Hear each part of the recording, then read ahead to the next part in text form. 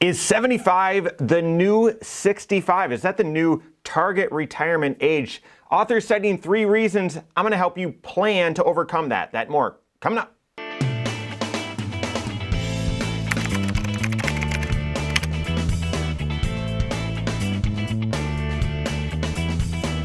My name is Mike Bernard. I'm the host of the Wise Money Show. I'm also one of the certified financial planners right here at Korhorn Financial Group. Make sure you hit that subscribe button, turn on notifications, and smash that thumbs up button. Just trolling the financial news, saw this headline, and it caught me by surprise, so maybe it's clickbait. But retiring in your 60s is becoming more impossible. I'm not so sure about that. And then they ask, is 75 the new 65? And check out the article. It's linked below. I disagree with it, and yet I get the rationale. The author basically cites that it's becoming harder and harder, using the term impossible, to be able to retire in your 60s, and therefore many people should be adjusting their age and looking to retire in their 70s. The author cites 3 primary reasons. One, and that is people are living longer. Totally get that. And said that over the 20 years from 2000 to 2019, the global life expectancy increased 4 years. That's fantastic. That's fantastic. But yes, creates a financial challenge. And so people are living longer. Our daily lives are all more expensive. We know that, both the U.S. but globally. Everyone printed a whole bunch of money to get through the pandemic. And guess what? When you print a lot of money, your dollars, the existing dollars, become worth less. That means inflation. It's confusing, but it's really not. And so yes, life's more expensive. And then finally, the third reason the author cites that people might need to think retiring in their 70s as opposed to in their 60s is that government subsidies, is what this author says, as if we're not all paying taxes into it. Government subsidies weren't designed to help people in their 80s and 90s, and therefore need to be updated or enhanced or rethought. So what do you think? Is 75 the new 65? I say no, not yet. Not if there is anything that you can do about it, and there absolutely is. I mean, these 3 reasons, they're all valid reasons. However, they sound exactly like reasons would sound from someone who's never done financial planning, who's never done comprehensive financial planning. These 3 reasons, I get it. And yet you can plan appropriately and overcome each of these challenges. There's 5 factors, interrelated, 5 decisions that are all interrelated that help you determine whether you're on track to retire. Age, at what age do you want to be done, and what's your life expectancy? 2 is your spending level. 3 is your income, your retirement income. So Social Security, how you're going to optimize that, any other retirement income that you have. How much do you have saved up? That's number 4. And then what amount of investment risk are you comfortable taking with those savings?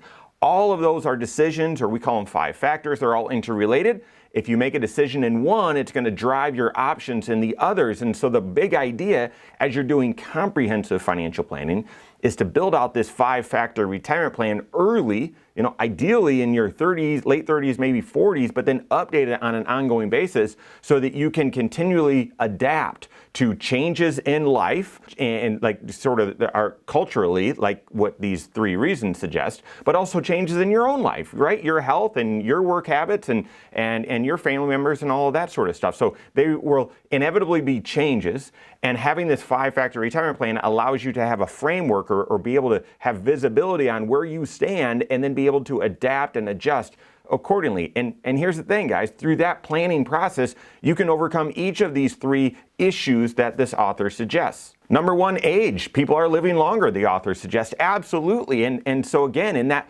5-factor retirement plan, the very first factor is, when do you want to retire? But if you stop there, then you've only answered half of the age factor, and that is looking at, well, what's then life expectancy? For us, we don't plan for life expectancy because that means we're under preparing for 50% of our clients, right? Life expectancy is just a 50-50 split.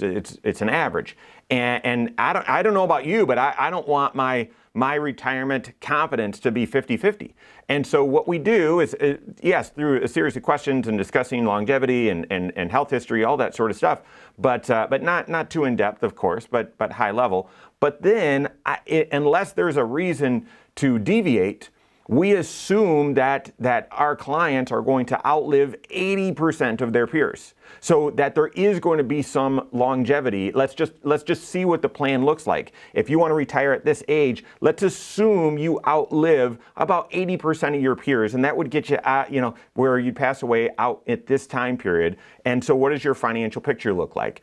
And then we have the ability to flip that on its end and be able to look at each year to say, well, at what level, if you pass away at this age, or if you live to this age, what's your retirement confidence and so on. So yes, people are living longer. That should be a great thing. Yes, it poses some financial challenges, but you can plan through that in that age factor, that very first one. Second reason they said is people are spending more. Absolutely. Factor number 2 in your 5-factor retirement plan is how much are you spending. So you want to update that number right now. If you built your first 5-factor retirement plan a decade ago, don't just assume, back then we figured we could retire on $4,000 a month. I bet we could still do that. No. You're going to want to update it, right? We've had surging inflation over the past 4 years.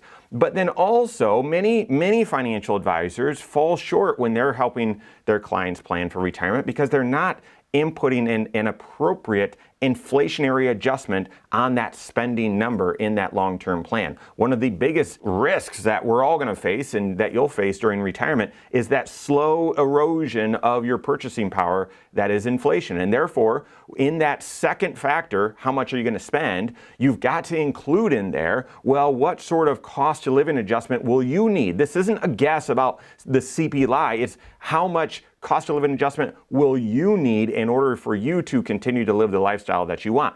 So yes, the long-term inflationary target is 2%. Yes, we've been trending above that. For our clients, we always assume a little bit more than that, typically in the 3% range, not because we assume that our clients will just spend way more than what normal inflation is, but we want to have a little bit, we want to be in the ballpark, but be conservative. But then you can, once you build your plan with that, whatever the right inflation adjustment is for you, then you can look at your plan to see, well, what if inflation turns out to be a little bit higher, or what about a little bit lower? Then have the conversation with your CFP to say, well, if inflation, high inflation comes back, or we see it again later in retirement, will, what sort of adjustments will you be able to make? What will retirement look like? So yes, everything is costing more. You can plan around that as well. And then lastly, yes, the author cites that the government subsidies, or let's just call it the social program, Social Security, Medicare here in the U.S., weren't designed to help people with a 30 or 40-year retirement, weren't designed to help people that are living in their 80s and 90s. So it's sort of a different spin on that same concept of people are living longer. Don't disagree. And we know both systems need some sort of reform. Social Security has a very clear deadline, in the next 9 years or so. And we're not sure how exactly they're going to solve it. And we can feel pretty confident that they're going to go right up until the deadline to actually do anything about it. But here again, how you decide how to draw Social Security, that's one of the biggest financial decisions you're going to make in your life. And that's embedded in factor number 3, your retirement income. So looking at your different drawing strategies, should you draw right away? Should you delay a couple years? Should you delay till 70? If you're married, should each of you draw at the same time? Should one of you delay? Should one of you draw early? That sort of thing. But then also, once you build that into your plan, then building out, well, what would it look like if there was insolvency and Social Security dropped by 25%? What if, I did a video about this just last week, what if, it's best for our plan to draw at 66, but what if Social Security reform means I can't draw or shouldn't draw it until 70? What would it look like in order to draw Social Security at 70? Would that mean I could still retire early and I would just draw down my assets? Would that plan still work? You can plan those scenarios out. And then same with Medicare and Medicare expenses. That would fall back in factor number 2. What are you spending? You've got to make sure that you've got budgeted in that retirement plan. Here's how much Medicare is going to cost. Here's how much your insurance is going to cost. And then you're inflating that.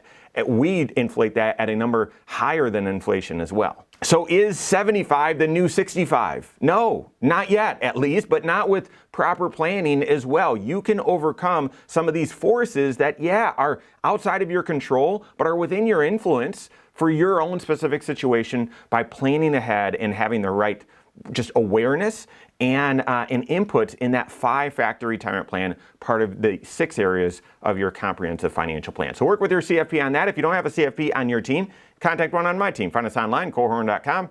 That's Korhorn with K, wisemoneyshow.com. You can find us there as well, or give us a call, 574-247-5898. All right, there you have it. Go out and take your next wise step in your financial life.